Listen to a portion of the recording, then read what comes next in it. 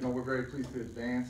I guess the saying that Jim Valvano came up with was survive and advance, and that's what we try to do every time and compete like it's our last game. We have 7 ladies on our team that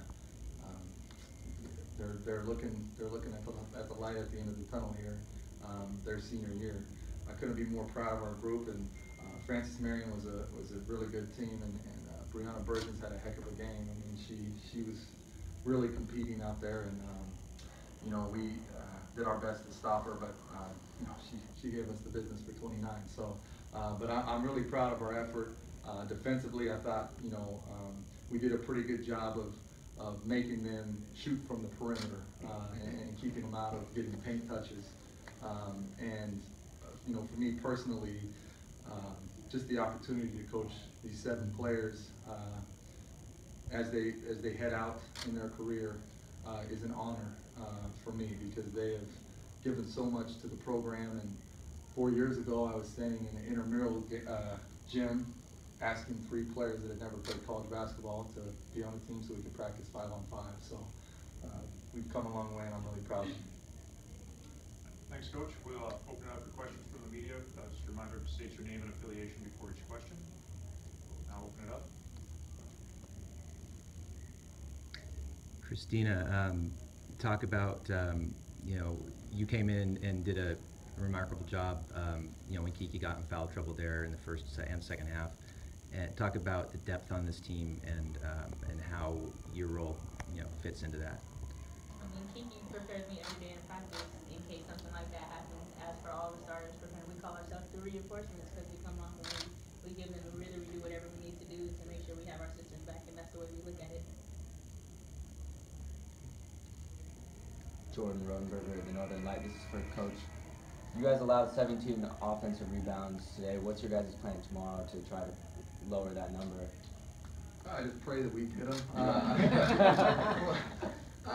Box out. I mean, this is a team that we knew coming into the game. They averaged 15.5 offensive rebounds a game. And they have a unique lineup because they go undersized at the 4. So, typically you got some big bodies down there, and they're just trying to outmuscle each other. And, they're crashing in from the perimeter. So it's a unique look that's honestly, it's hard to prepare for, even for us when we do go small. And we play a zone, and that's something that we know our goal is to give up 10 or less. Most teams just say 10, holy smokes. But I think 10 or less for us, for our style, I think that's good. And I hear a lot of people say, it's our game in women's basketball. James Naismith invented the game for both sexes, and these girls are ballers. And so I think that we just got to show up and play hard and compete and do the things we practice every day. It can be for all of you guys, any of you.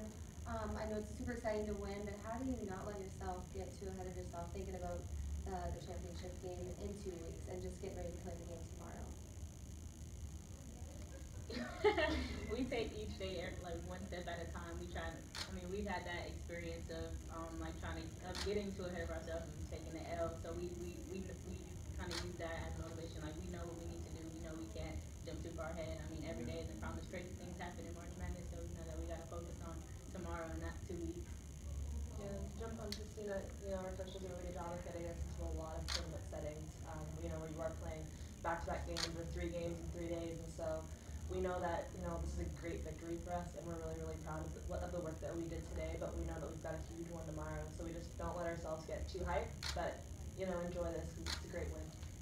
And Coach, have you had a chance to take a look at Pittsburgh State or Grand Valley State at all? I watched both teams on our side of the bracket. I haven't looked at anything past that, but in fact, during the games I wasn't watching, I had no concern about Bentley and whoever they were playing. And I don't even know the games. I was just looking at our side of the bracket because we get a whole week to prepare for Indianapolis if that ends up being the case. But both teams are very similar, actually.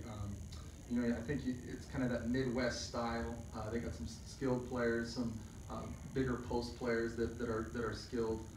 So if whoever we get matched up with, we're going to have to be really disciplined, and it's going to be a completely different ball game than playing someone like Francis Marion. So You know, from a preparation standpoint, I would say that someone like Pittsburgh State and Grand Valley would be something similar to what we would see in the GNAC with like a Western Washington or Montana State buildings. Any other questions?